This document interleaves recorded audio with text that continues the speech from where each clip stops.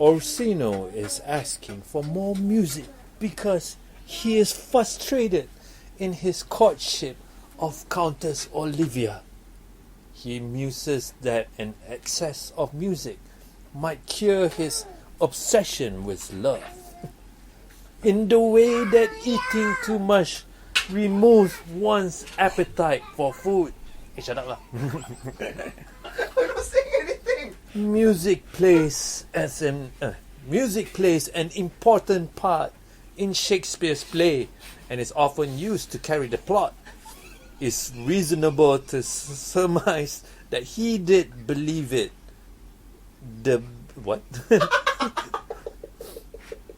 It's reasonable to surmise. Wait, I'm trying to say that. It's reasonable to surmise that he did believe it. The food of love. From Shakespeare's Twelfth Night, 1602. Duke Orsino, if music be the food of love, play on, give me excess of it that surfeiting the appetite may sicken and so die that strain again. It had a dying fall. Oh, it came over my ear like the sweet sound that breathes upon a bank of violets, stealing and giving order. Enough, no more. This not so sweet now as it was before.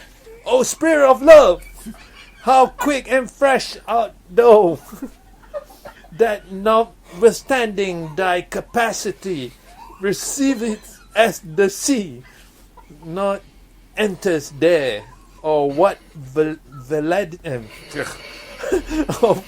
of what validity and pitch soar, but falls into abatement and low price, even in a minute so full of shapes in fancy, that it alone is high fantastical.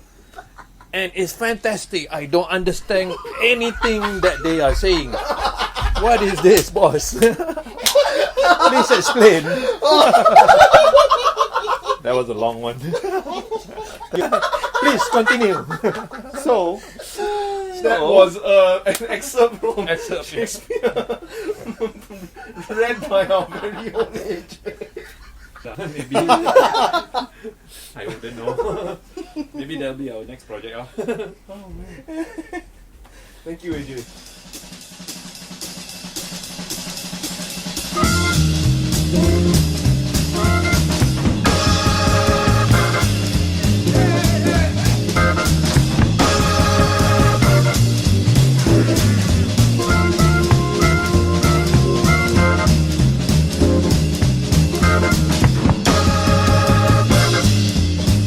There was this theatre group that did jazz and Shakespeare in like more or less like kind of New Orleans style. Oh wow! I think they are based in New Orleans. I think. Yeah. So really, like even all over the world, there aren't too many examples of that. Yeah. So I guess in a way. Yeah, we maybe first one in Malaysia. At least in Malaysia, which it's not really like you know, which is not something that I want to drum on lah. But humble bragging. Yeah, so it was tough. But yeah, we are going to present it. Yep. So May 19th to 22nd, KLPac. Yes. Pentas II. And like I said, if you are listening to this before, means it's coming out. If you are listening to this after, means thank you for coming on the show. So yeah, that will depend on whether I can squeeze this podcast out in this next couple of days. Anyway, shall we talk a little bit more like specific details about please. The show and the music that we're playing and stuff like that. So our good host, what would you like? So let's begin with the sonnets. I think, because one of the things that we're doing is we're basically putting music to Shakespeare's written sonnets, Yes, right? yes. Which are essentially just poems. Poems. They have kind of a standard structure that they follow, and it's Shakespeare actually, if I'm right in my history, he kind of established that particular structure. There are slightly different sonnets and stuff like that have existed over the years, but he kind of established the structure. So it's that whole iambic parameter thing, 14 lines of verse, the rhyming structure, and blah blah blah blah blah. So we are attempting to write music using Shakespeare's sonnets as lyrics. And how many are we doing? I think we're doing 4, right? 4 sonnets. Four yes. sonnets. They are sonnet. For those of you who are Shakespeare aficionado, they are sonnet 18, 30, 73. 73, 130. and 130. So, you know, if you know your Chinese menu of Shakespeare sonnets, you know which one that is lah. So these are a few that was suggested by Lim Soon Heng. Right. So I met up with him before I even wrote anything. So ask his advice on like please recommend me some good ones. So he recommended quite a few, actually, like 10. I also got a few else more from other friends. So I printed out all these sonnets and brought them around. So whenever I have time to look at them, try to crack the heart, the very, Meaning. and also try to get inspiration to put music into them. So prior to this, were you like familiar with said sonnets? I have to say no. Not at all. No, not at all. I mean, really, like the kind of Shakespeare, even his plays that I've read are all in Chinese translations. Oh, okay. You read. I Oh. read a lot actually last time. I mean, try to read lah. Have Not you to say have that you I since like gone and looked at the English versions of those? Yeah, before this, prior to this, no, actually. Like even I look at some, but say I really didn't understand much. A lot of the Shakespeare information or even like the language actually comes from movies that I watch. Mm. Yeah, I love a lot of the modern adaptations. You know, he's one of the most adapted, I would say, very heavily adapted works in all formats and versions and Because he has retellings. so many. Yeah.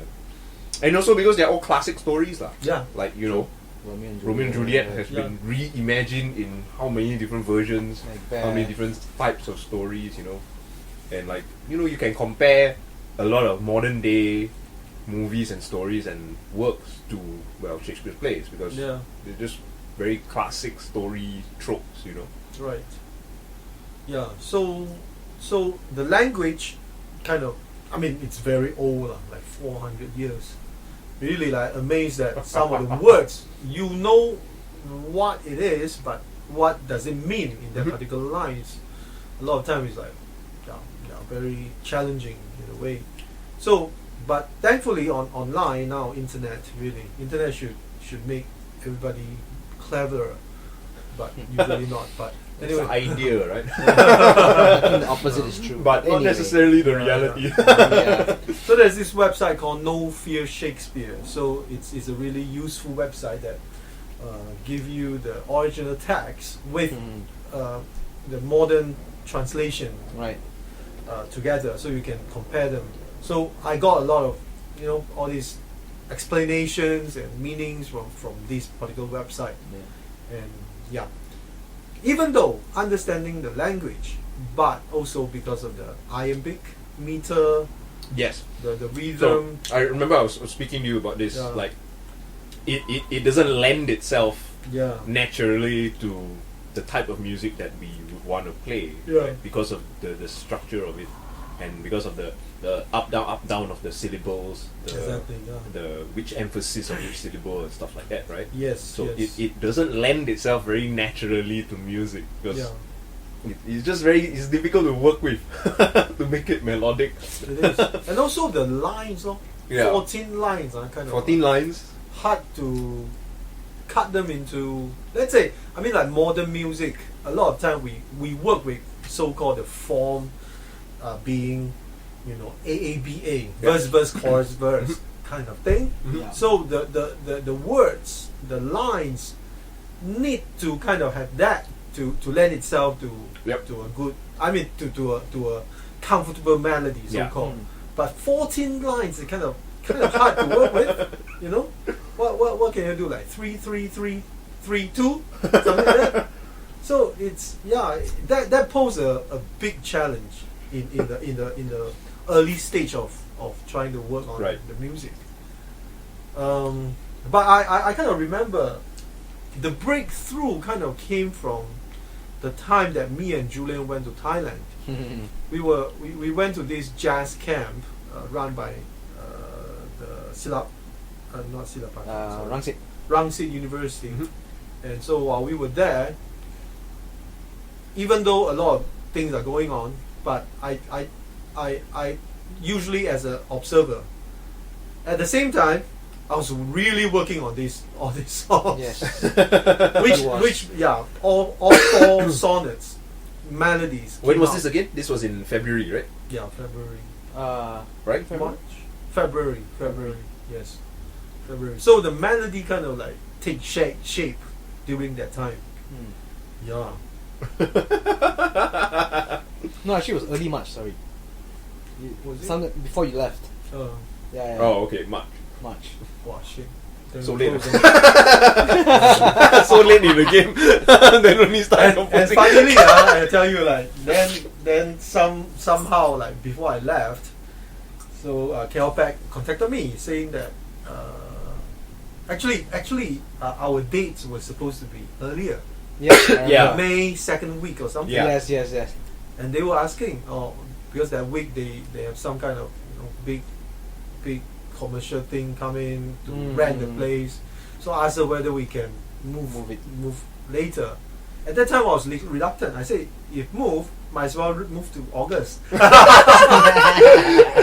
can give me more time to crack the nuts lah. But they say, oh no, August no. Then stick to the original date lah. But then I said, okay, a bit later is okay. Then just then we change the date anyway. Yeah. So lor. Then all these four, the kind of mood that I went for, all based on the some of the words that kind of leaped out from that particular one. Alright. So let's say, shall I compare thee to the summer's day? Kind of, okay, this leap out. This is like kind of, it set the tone of the song. So kind of once that's being established, once that being kind of taken as the hint, then it's kind of easy. The flow start to Right. flow. And so for that one, it's kind of like, okay, summer's day, hot. Then Brazilian Word association. this kind of brought me back to that ABRSM theory exams that we have to songwriting. Yes. It gives you like 4 lines, Yep. write songs, Right. and then the kind of things that your I've done teacher that too. taught you is that if you see the word sun, melody has to go up, and this will be the important note, so it has to fall on strong beat. Yes. It's miraculously that this kind of thing at that time, and even now, start to think about it, it's actually kind of really, really kind of formulaic, Yes. really like Yeah. unimaginative way of writing things, but somehow it kind of like help you to at least get into some kind of direction. You've got somewhere to start lah. Yeah. Something to work with lah. Yeah. So that kind of became helpful in that way. Yeah. So the other one is like talking about death.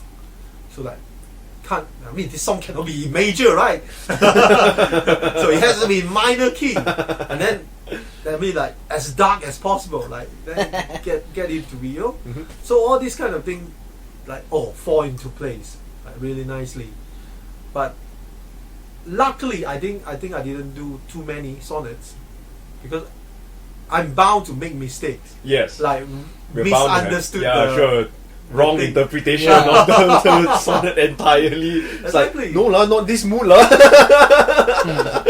So that's why like along the way like I kind of I didn't really consult with Sun Hing because he knows way more. Right.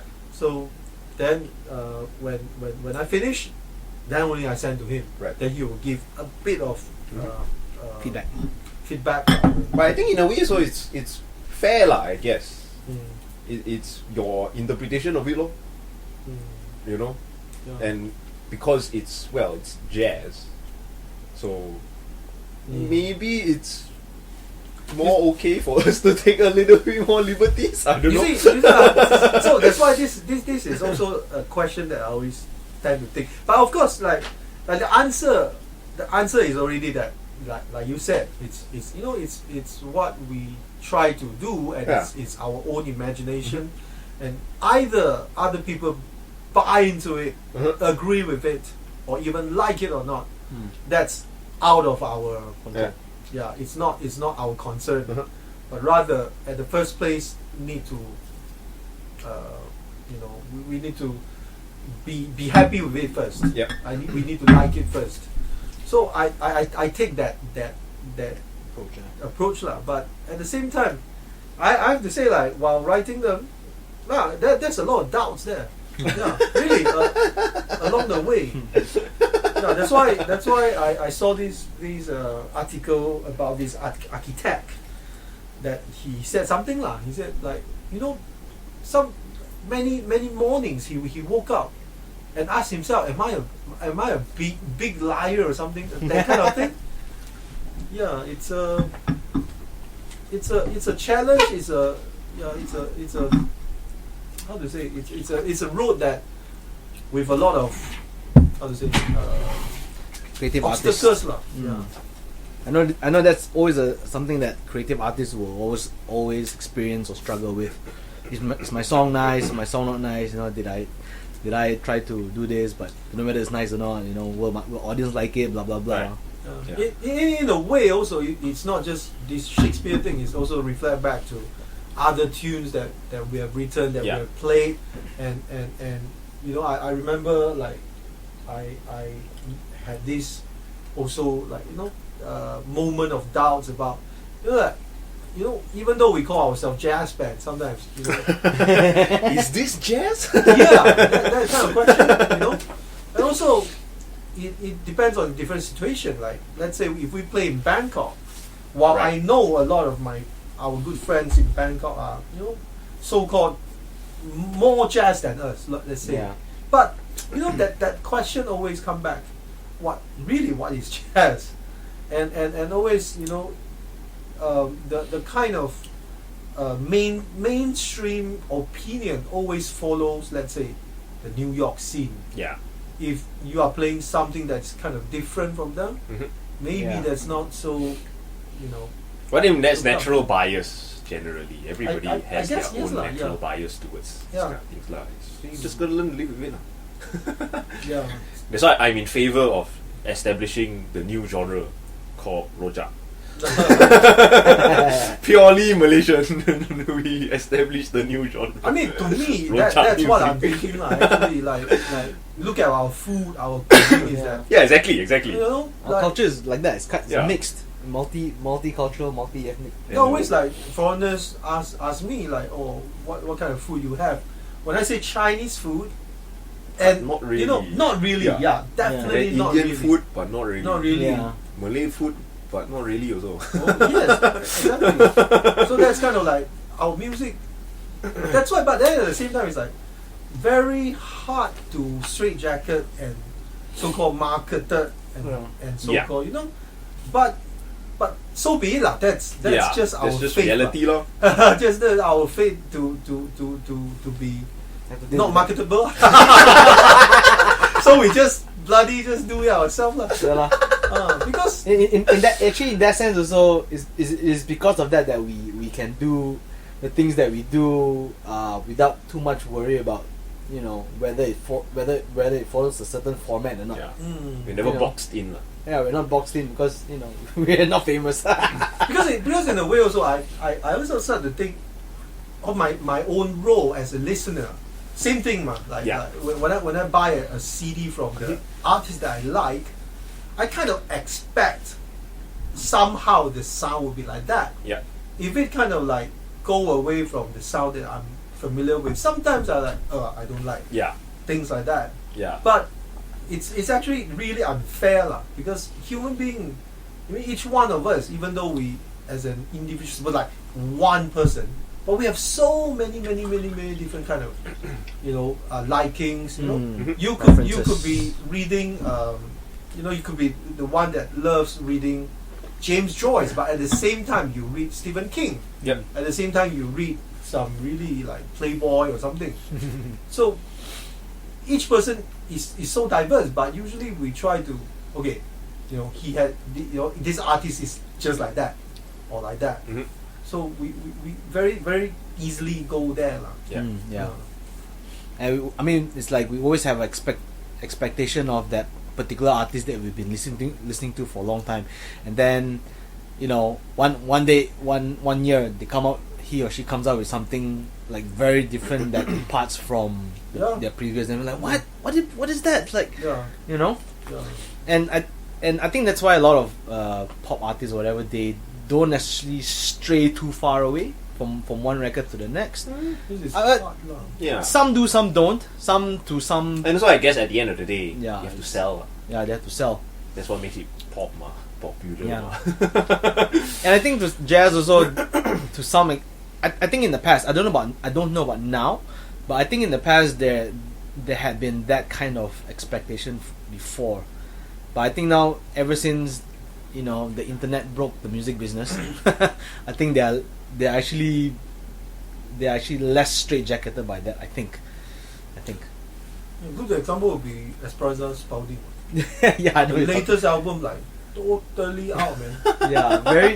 It's so. I actually, you know, after you told me about it, I listened to it a little bit. Like, I have to say, yeah, it's totally.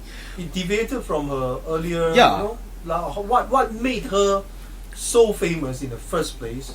She just, you know, had the Broke out of courage it. to totally change another direction Yeah. and play with that theater elements and all that. Yep. Yeah. You know, actually can check out even the YouTube, the video that she did this live theater performance with the music from that album. Right. Yeah. Yeah, so it's wow. Everything. I mean, the musical style, the approach, the songwriting, even her image, like totally change. You know, different from what people started knowing her from. Yeah. Because like I guess some artists are more lucky in that way that that your fans still love you, Yeah. still accept who you are. Yeah. But let's say like Bob Dylan, you know, came out as a more like a folk song, like a civil rights movement kind of thing. Yeah. When he started to plug in his guitar, then people like sell out, you know, like people, you know, like criticize him and things like that. Yeah. But Beatles, in another hand, is one of the luckiest band ever. Sure. Yeah, came out with this mop top hair, and like singing really silly songs. Yeah. I want to hold your hand. I want to hold your hand. I want to hold your hand. I want to hold your hand. The whole song is like that. And go into like, you know, All you need is love. that's still not. Yeah, no, Yellow Submarine and all that kind of. No, Submarine. Sgt. Pepper's. No, that one is the part Yeah. of their career. Sgt. Pepper's Lonely Hearts Club. Chorus, Yeah, crazy. Come together. And they are being hailed as like the greatest Band ever. band ever. Actually, So- a really good extreme example is Prince also. Prince is like, you know, R.I.P. Yeah, and Frank Zappa and all those kind of guys. Actually, also like recently David Bowie. Yeah. I was reading a lot of written articles about like the trajectory of his career took so many like curveballs, and he did it on purpose. He was just like, yeah, I used to do that, and I don't want to do it anymore, just because I just want to do this now. And then, But so this back the question. I always like kind of like, you know, why, how, like. But this kind of like how to say the collective opinion kind of thing.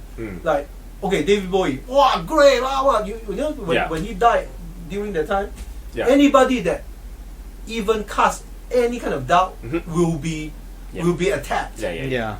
You know, that kind of collective opinion kind of thing is kind of scary in a way. it is, we call it the mob mentality, lah. Exactly. Yeah.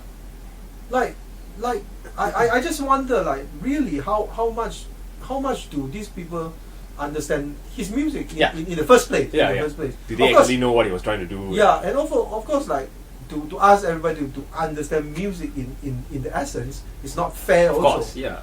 But sometimes I do question a lot of this kind of like, because of image you like the music, but a lot of time the music really like isolated, like yeah.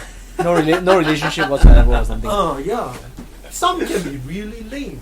The music, like, and the message behind it and all that, like because David Bowie was in this movie called Merry Christmas, Mr. Lawrence. Yes.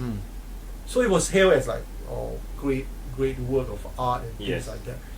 Frankly speaking, I cannot tahan the movie. Lousy to the max. You know, Ruchi Sakamoto. Fuck, man, like, what? This kind of acting, this kind of like, really? But then that's my opinion. Yeah, sure. I don't try to force everybody to accept that. Yep. But then at the same time, it's like, sometimes. So that's why it kind of like related to another topic, being like modern art world, or even like luxury brands, things like that. So who? Of course, asking this question is meaningless. Exactly. But then you're never gonna get to the bottom of it anyway. Yeah. Yeah. Who's like influencing all these kind of trends, and why people buy into that ideas? Yep. And then suddenly, everybody like go there and things like that. It's like, what? I mean, at the end of the day, the way I think is similar to the way we operate as a band, is because we understand the subjective nature of all these things. The way that we do our music also, we are free to allow people their subjective opinion. Yeah. It's like we do what we do because we like to do it, right? Not because we're trying to necessarily appeal to any particular market, or no, we just want to make music that we enjoy, and leave it at that. So we are kind of a bit lari. I'm trying to tie this back to Shakespeare. So, which is why coming back to this whole show, like, I guess, maybe your approach towards writing all this kind of material is just want to make it sound good lah. You just want to create something that, rather than like, is this rather than necessarily sitting down and worrying so much, like, is this a apt representation of Shakespeare? Will the Shakespeare people like come at us with pitchforks at the end of the show? And, like, rather than worry about all those things, which I'm pretty certain some people will. Well, one thing I have to say is the virtue of music is that, especially coming from a jazz perspective, is like, whether people like it or not, once you play it, it's gone. Yeah. And most also, I would say, maybe if they're actually recording the whole show, which I mean, I don't know, whatever, it's not something that's gonna be like commercially available or anything like that. So change the sentence. Once it's finished, it's on YouTube. The new version of that saying. Yeah. Exactly.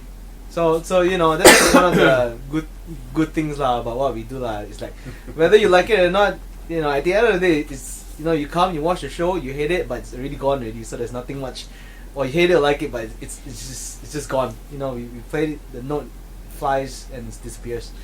So it is what it is. So going back to the sonnets, like, so which was the easier one and which was the harder one?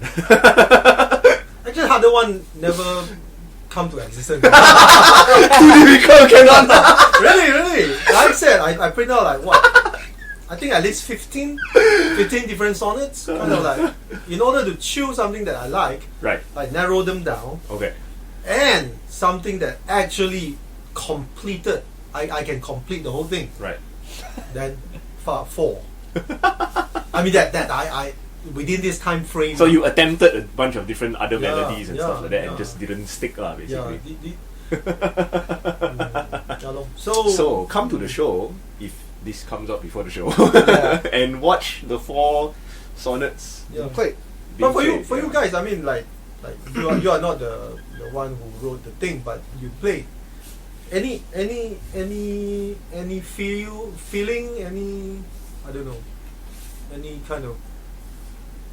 I have to say at the moment, it feels still kind of feels remote because I don't know much about the Shakespeare sonnets. Mhm.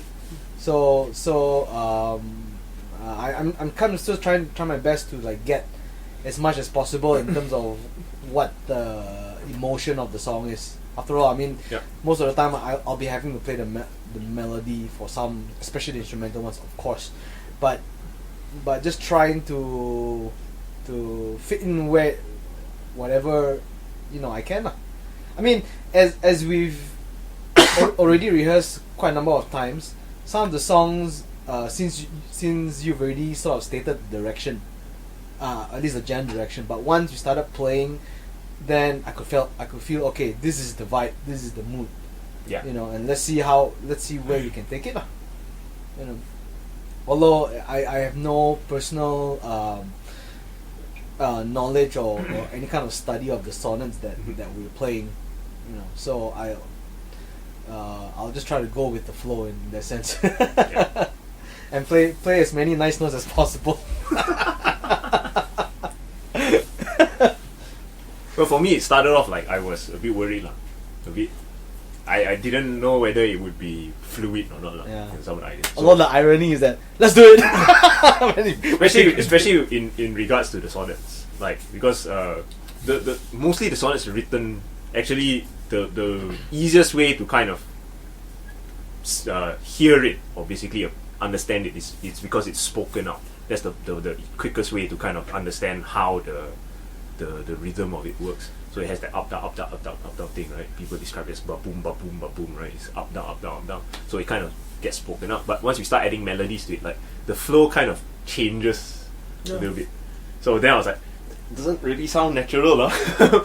But as we rehearse, we kind of workshop it along the way, So we added a couple of things here and there, hit a few certain syncopations slightly different from the original written melody and stuff like that, and slowly starts to make a little bit more sense. So I suppose we have a whole bunch more rehearsals left to go. Yeah. Hopefully can iron out whatever that needs to be ironed out. We can make it more a fluid idea.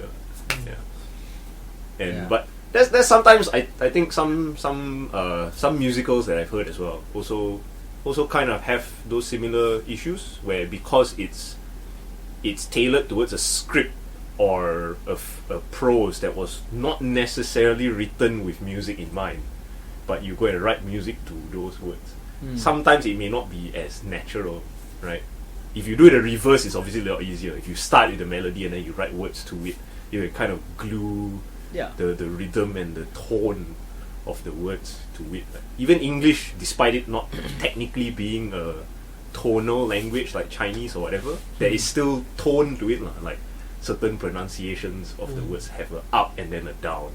The easiest example is my aunt teaches ESL last time, so English is a second language, so she teaches all these foreign students how to pronounce English. so she was teaching this Indian student how to pronounce the word correct, right? And she's saying correct, it's a down and then an up. So the Indian pronunciation the other way around is correct. So you see, there's a shape to it, right? So sometimes if you try and fit the music towards the words and you go a little bit against that, it starts to feel a little bit less natural. So sometimes I watch musicals, can hear like this didn't quite flow the way the way you would if you spoke it in that sense.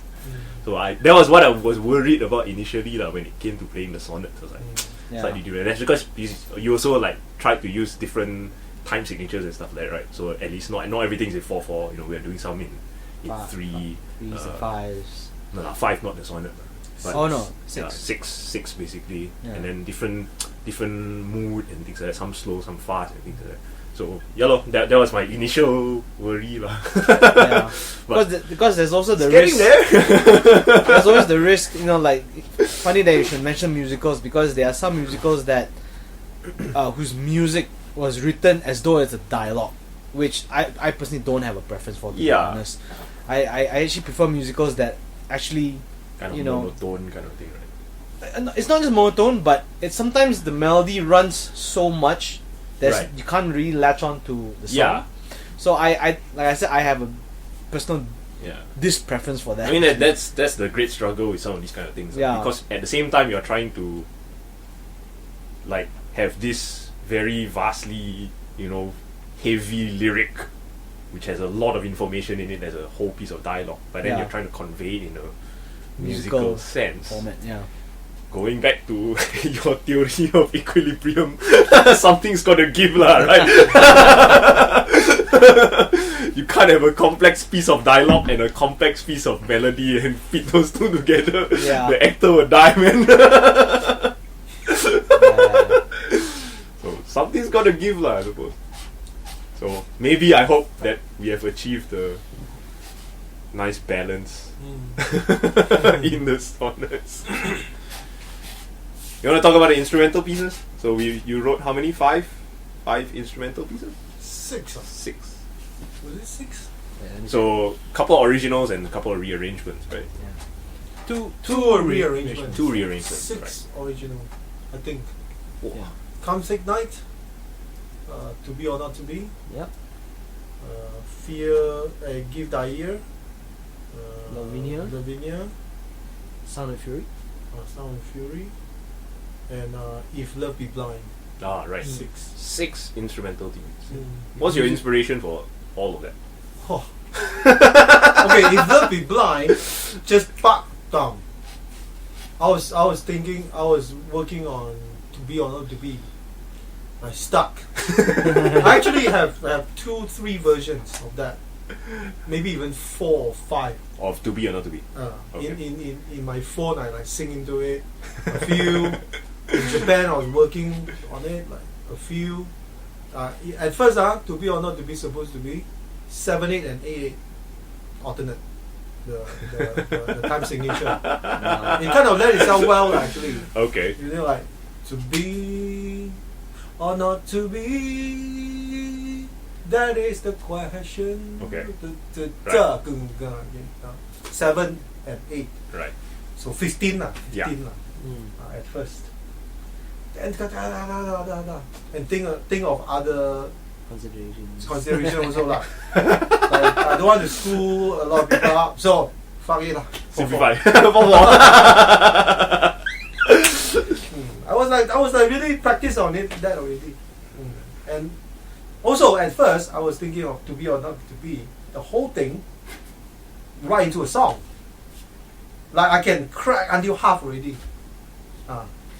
But then really feel that the car has no fuel already. already. Running on empty. like wow, shit, man. How do I go on?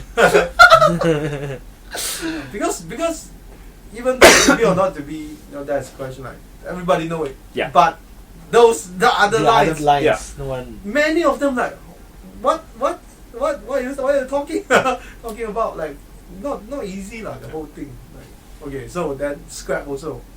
And there was another idea of another totally different melody. Right. Also that one. So it's like I'm planting many seeds. See which one grows. See which one grows the most. Yeah. Ah. And then nurture that one lah, right? So really that's also time constraint lah. Yes. Like about time to come back to work on all these things already. Have to rehearse already. Really have to cut the plant already lah. So this is the version that we come out with lah. Yeah. So the idea also of, you know, to narrate, to read out loud the soliloquy a little bit comes from this, Robert Glasper. There was this song that he did, Standing Alone. Yes, Right. yes. That there was this one part that he had this guy like Rap. So rap. not really rap but talking. Oh. I say, which to me, I like that tune a lot. I listened to it many times, and suddenly it strike me that, oh, this could be a good idea, something like that. So then it came to that, and that day when we rehearsed, Yeah. and so then was doing that. And it totally worked lah. I totally worked, really lah. It totally worked lah. Because at first, he also I typed email to him saying that, oh, this is what I have in mind lah. Right. So he was a bit worried also. He was like concerned. He was concerned. He was like saying that that it all depends on your music, whether what kind of music, how you play it, will affect how I read it, things like that. Yeah. But that day he just did it so naturally. So it's like, wow. And in fact, I was kind of also at the same time like paying attention to what he was doing, the inflections of where he was going with the tone of his voice and stuff like that. It's like, give him a bit more, that, Which that kind of interplay lah, which we are so used to, yeah, right? so we are so as a band we do that a lot, which helps, I think. Yeah. So I guess in a way also many times I also read other composers talk about that. It's the same thing as now the way I operate is that I always think about you guys lah, like what you can do, what you do well and things like that. So try to mute those directions. So that's kind of, and also like I mentioned before also, it was kind of like Coltrane lah. Yeah. Coltrane, A Love Supreme. That particular idea also kind of gave me this idea to be or not to be, have that spirituality in there. And Yeah. Side question, were you like listening to anything as kind of inspiration also, rather than just looking at Shakespeare? But musically, were you like specifically listening to the type of sound or not really, Like I thought at first like I could kind of find inspiration from some stuff, which while I was in Japan, I listened to a few particular things. Yeah. Especially Kurt Rosenwinkel, Stars of Jupiter. That album I listened to it a lot. Okay. There was one tune that I really like and kind of like feel that I can get something out of that particular thing, but just doesn't work. Yeah, it doesn't work. I mean, at least the thing that I came out with, inspired from there, it didn't convince me. Right. Okay. That this is for this project. Right. No, that kind of thing. Like, if you ask me, like, what's the criteria, I also cannot tell you. Really, I cannot tell you really. But somehow something just this one convinced me. Yeah. I can accept. Right. I'm happy with it. Some just it fall off the line and go to the other direction. Yeah. Cannot. Yeah. So you see, like, give thy ear. Like, really, you ask me, why in 4? Why in 5? And it's give thy ear, feel thy voice. Why? I also cannot. I also cannot explain. Just because, no? Why it's the sea outside my window?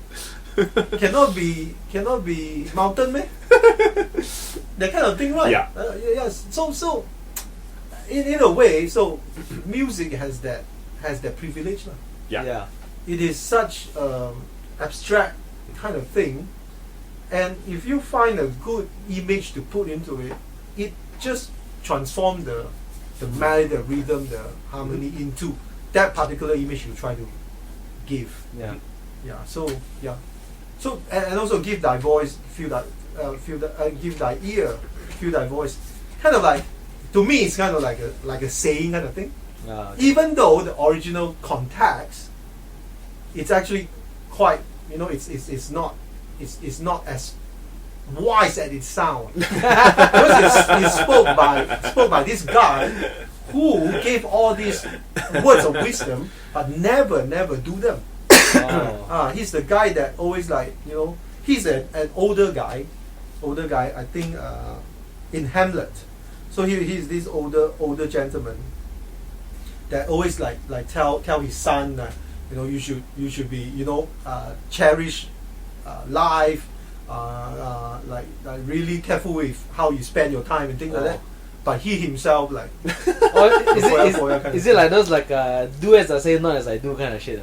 something like Something like that lah. Similar So lah. that's why he said like, give thy ear, feel thy voice. But he's the person that keep on talking.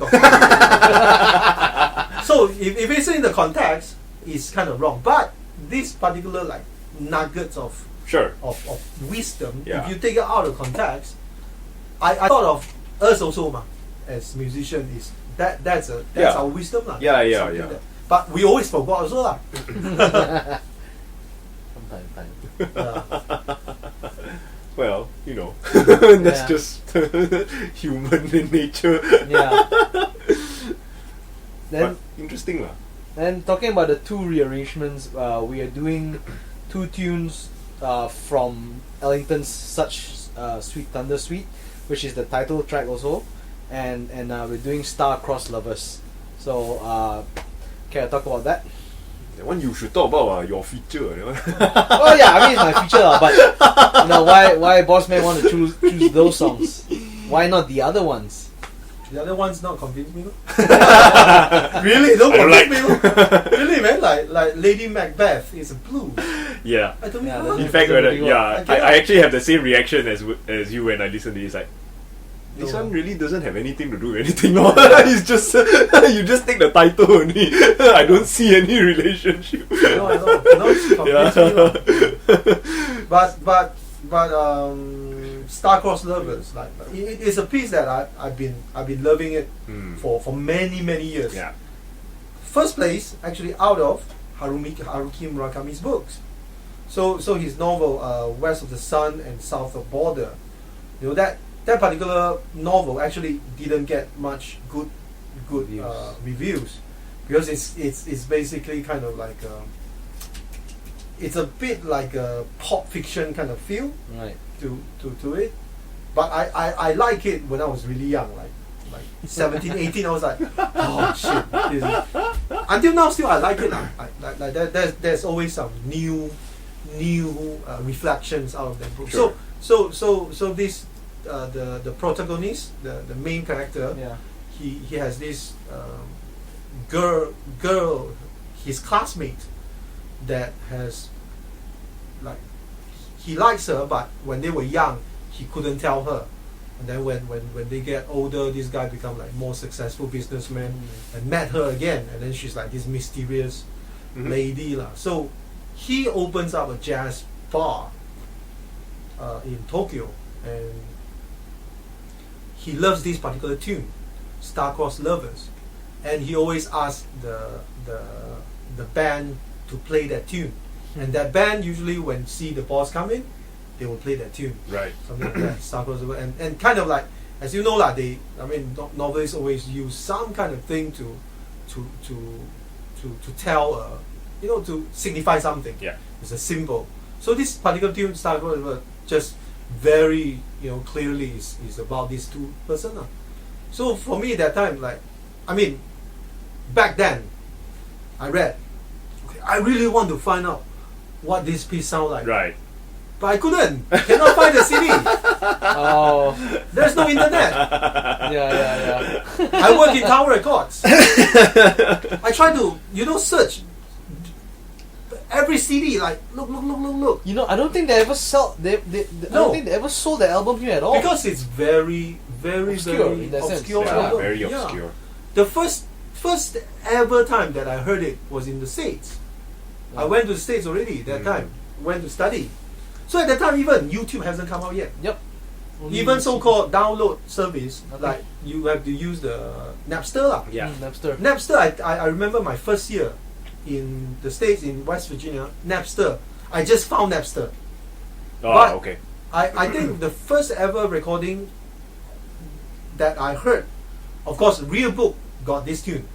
The Real Yes. Book that we are using Yeah. has this tune. So myself, I tried to play lah.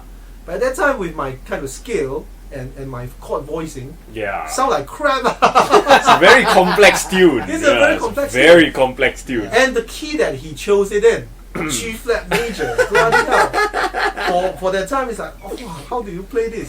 And the voicing and the kind of, the Yep. kind of inner movement in the harmony. Mhm. If you don't play it right, it just sounds like Yeah. something is wrong. Yeah. So It, the it first- sounds very noisy. Like Exactly, yeah. You're clashing tones almost Exactly. if you don't line it up nicely. You know? Yes, Yeah. yes. And there's one particular part of the song that is like, he plays like a flat nine, whatever. Da, da, the one part was like, Yeah. wow, when I listened to the song over again, like, man, it was just so. It's like very avant-garde at that Yeah. time. Even until today. I mean, it is- some of the people. It is Billy Strayhorn, so Yeah. it's Exactly, understandable. that's like his mark all over it. Yeah. So the first ever recording that I've heard, I still remember I borrowed it from the West Virginia University's library that has this tune. I have to really go and search the database to find this. It was like a recording made by NSU. Oh, not even the original. No, not the Okay. original. Yeah, NSU big band or I something. see. Mm. That they play that tune, maybe Wow. like transcription and play it lah. So like when I first heard it, I was like, oh, I like it a lot lah. So then only I found the original and then bought the CD lah. So then Billy Strayhorn, Johnny Hodges, Johnny Hodges, that yeah. haunting saxophone, his signature sound with Barry Carney. Harry Carney. Harry Carney is a Baritone. baritone, So you see, like, why this one convinced me? I also don't know, but it convinced me. Johnny Hodges, alto saxophone, is Juliet, and that baritone is Romeo. Yeah. It's just and the way all this like I myself come up with the story, like all this star-crossed, this particular word, like all these notes that don't really so-called line up beautifully. Yeah. That's their fate. Yeah. That's how something like Never that. to be prim and proper and perfect. Right? Yeah. And the last note when it dies off is like, okay, they can only find peace after they die. Something like that. so this kind of thing is like, why you can be convinced by this while not, so that always,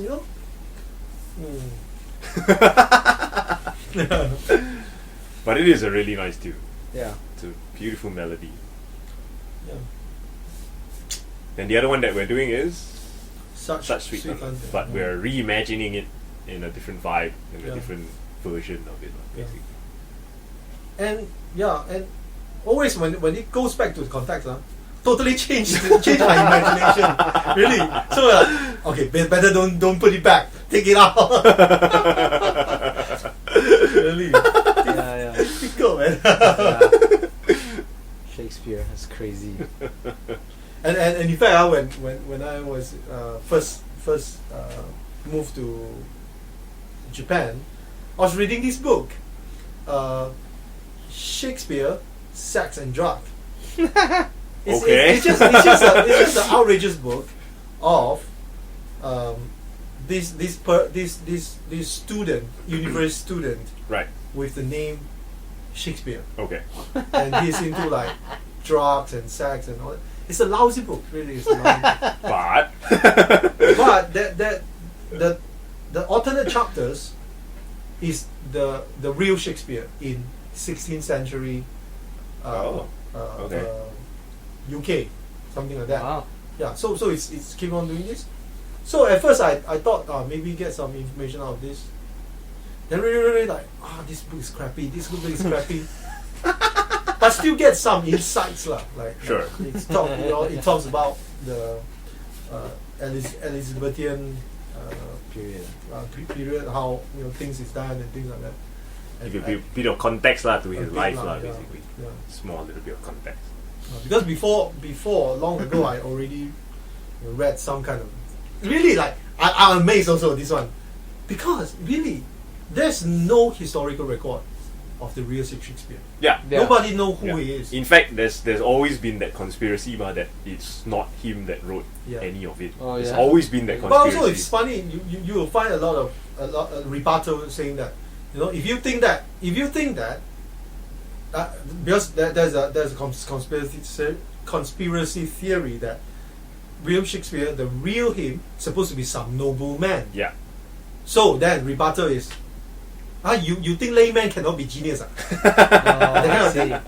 thing. Because the argument is that, you know, that laymen don't get that kind Privilege. of training or Oh, yeah. you know, And also even- acknowledgement. Ah. Yeah, because even if they were to write any of it, none of it would have ever been published and stuff like Something that. like Yeah, that. something like that. Ah. That's the argument. So a lot of this kind of Yeah, but Thinking it's an about- unending argument. It's because Exactly, there's no because historical just basis or fact that we can concretely conclude anything. Yeah, no, But no how written funny records. that, you know, like sometimes I like to make fun of this is that because that particular Shakespeare biography that I read, it's like 700 pages Oh long. my god.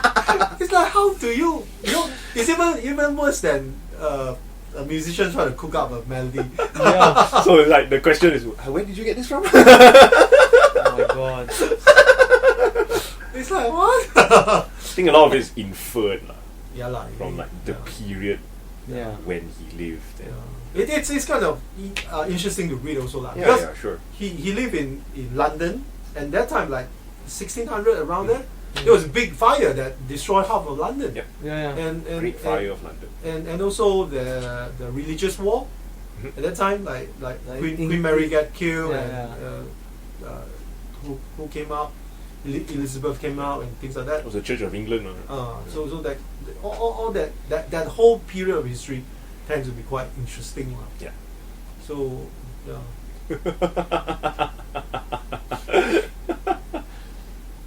So that's what ends up in whatever Shakespeare is today. Lah. Yeah. It's still iconic, you know.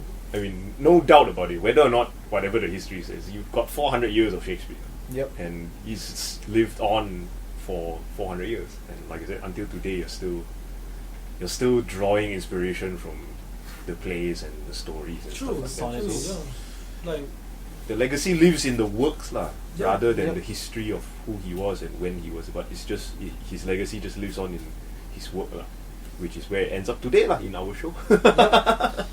which Yeah. I always really a lot of time also think about like these people actually when they were doing it, they didn't think about immortality. Sure. They didn't think about, you know, but they just keep on doing one. Yeah. Yeah. I think it would be a bit vain, right, to think about that. And at the same time, if you keep on thinking about that, you wouldn't even do anything that Yeah, exactly. Yeah, that's worth. That will be worth. Yeah. You know, having a legacy Because- for. by my theory of Equilibrium. equilibrium, your brain will be spending too much energy thinking about that, which you don't have enough brain left Yeah. to do this. I think you would be obsessed with creating the master perfect work Yeah. that you will be remembered for and not end up creating anything. It's like, I must do the greatest thing in the world. Then not a single piece came out. Actually, I want to go back to one more thing before we wrap this up. I want to talk about one of the instrumental tunes, which Lavinia's Oh, Tears, Silent Okay, Tears, Silent right? yes. Because funny how you mention it, but you say yourself, Ma, that you are obsessed with bad ladies in stories or something like that. I don't remember what were your exact words, by something like that. And in fact, I like the moment I heard that tune, and I don't really know the character, but it immediately reminded me of your Rumba, right, for a Sad Sad Witch. It's not necessarily similar in tone, but I kind of felt like there's some similarities behind that, whether it's the direction, the idea, or Yeah. something like that. So I don't know, like, My obsession. yeah, but There's a lot of insanity in the melody, I have to say. Like, you know, the kind when I first play, I'm like, wow, shit! I feel like as though, you know, this person is in a mental asylum kind of thing, and like, you know, like his brain is like all over the place, like bipolar or whatever. But you know. Lavinia she's not a bad lady. She's actually Yeah. a virtuous girl, Just that, trouble but and- really, really bad. Just a tragic fate. story. Yeah. Really tragic. Yeah. And so, I mean, I have to say a lot of my music like kind of informed by movies. Right. Okay. You know, I get a lot of kind of ideas from visual kind of thing. Mhm. So, so it's like I could imagine that if there's a movie about Lavinia, I would write music like this lah. So that's my question. Like, Yeah. why pick like some of these really tiny aspects? I mean, so think of it on this scale. Like the idea behind this is that where you're writing basically for a part that is not explicitly in the story. You're writing a part that you get from Yeah. the story, which Inspire. in the larger scale of things, it's like a really tiny portion of the story, but you're pausing in that moment. So why pick these moments?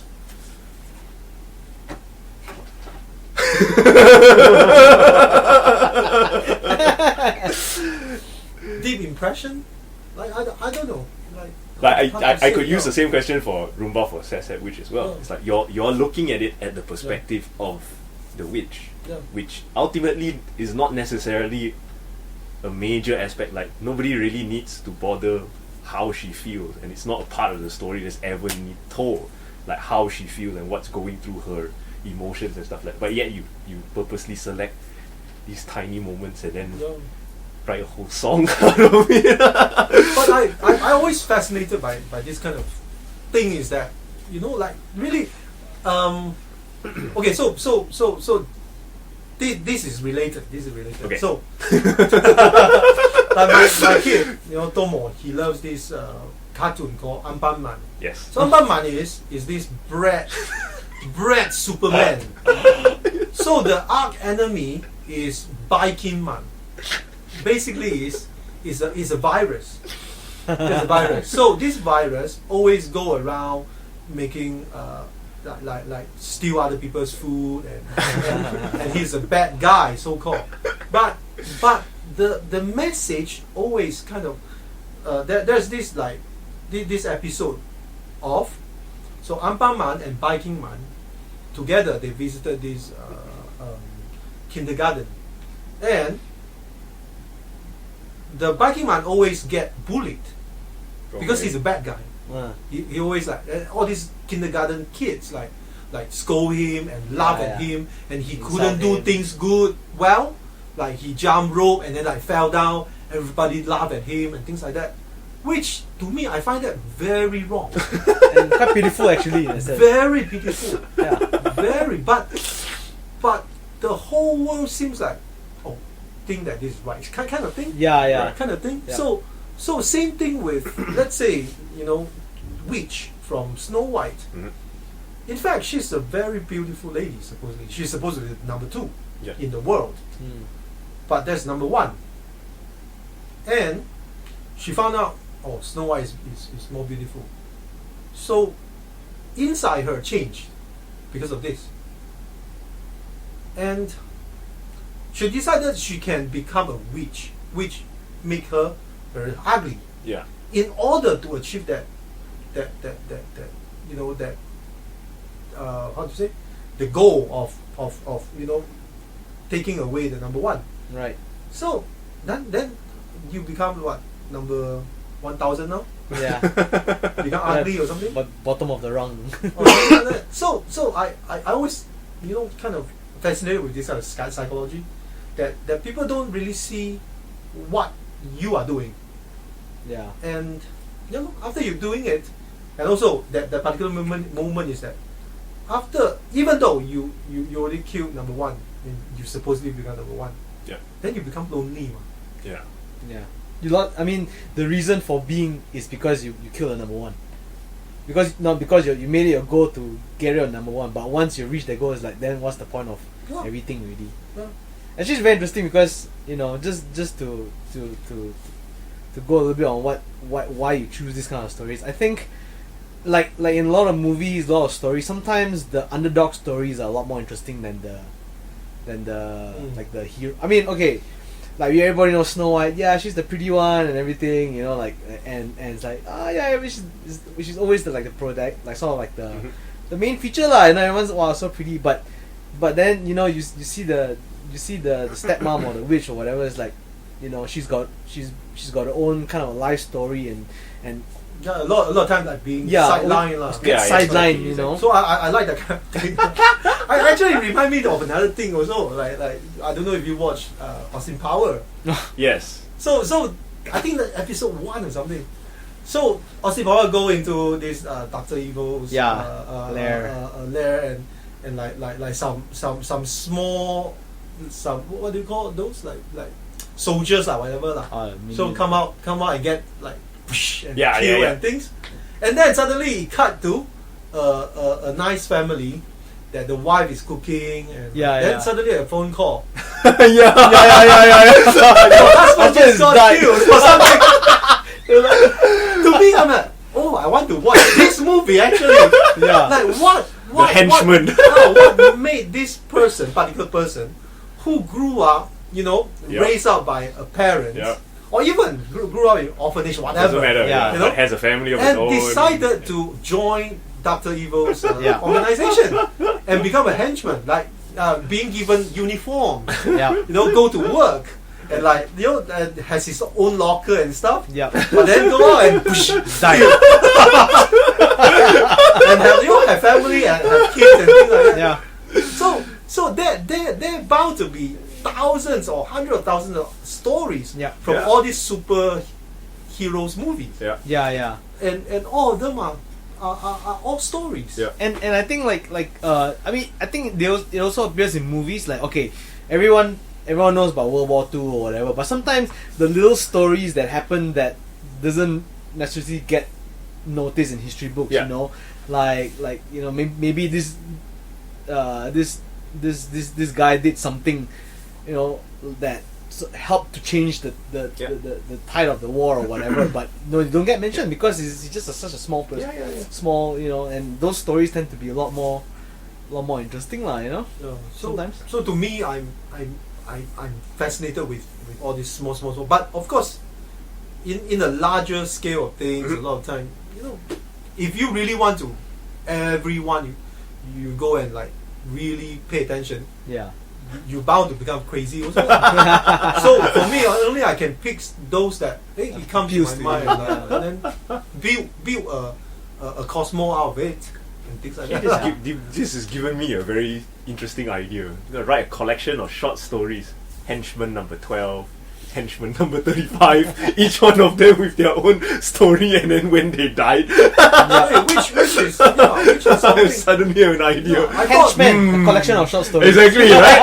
I thought actually like in my head, because of this kind of thing, I thought about a movie, let's say, like the starting is that this hero type person like drive the car like, then you know, then the henchman died, and then only the storyline not following the superhero, follow the henchman and then the organization and then the family. And then like they were saying, oh, he's such a nice guy and all that. But just unfortunately, he worked for this. You know, when you work for the organization, you need to be loyal to them, and then you do. So you'll kind of. In fact, there's a funny video I remember I watched on YouTube of like they telling that story lah. So this guy like so happened he got a job with the Riddler he's a Batman universe.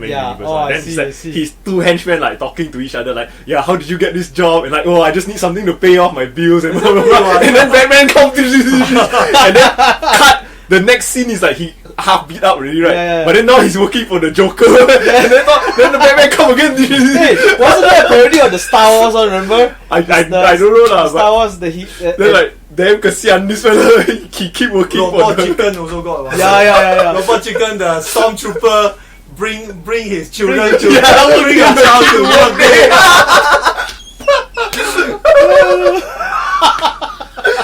So that's why the new one, I find it to be quite interesting. The Star Wars new one, it's because it's from Finn's perspective, kind of, you know, kind of like, before that, I mean, Stormtrooper. Just replaceable thing, just get killed off. That's true, actually. Just only fodder. Now, like, inside got person. What? I mean, there's actually a person inside there. There's Oh there's shit! alive He's a human. yeah, exactly. I thought they were clone or something. Yeah, There's that's a why- whole at first. backstory Yeah, to that's that, the whole but then backstory. doesn't really matter. lah. Yeah. So you brought that up. It's like, yeah, lah. I mean, really. But anyway, Mm. that's our little blurb about Yeah. what we are attempting to do in this particular show. Yeah. I gotta wrap it up because we're running a little bit long. But Okay. promo. Once again, if I manage to get this out and you're listening to it before the 19th, please come to the show. 19th to 22nd of May, KLPac Pentas II. You can get your tickets online. Yep. Or you can call the box office to make a reservation. If you're listening to this after the show, thank you for coming. If you came, So Shakespeare, WVC Does Shakespeare. If the music video Fruit of Love Jazz on, we're gonna feature. I mean, other than the oh yes, one more thing. Yeah. So we are partnering with a bunch of different people as well. Yep. So we are having a couple of guest musicians. Our Padawans, Annie Chong on guitar, and then Audrey Ten on baritone saxophone. And then we're gonna have special guest Aaron Teo Guanti on vocals, amazing singer. And of course the venerable Mr. Lim Sun Heng. I'm sure you'll know his voice when you hear it. He's gonna be sort of emceeing for us, but also gonna recite a couple of things. It's gonna make the show really interesting. Yep. So please get your tickets. 19 to 22nd. 19 to 21st is 8:30. 22nd is at 3 p.m. So Yep. come. And with that, we'll say goodbye and we'll see you next time. Yay! Yay!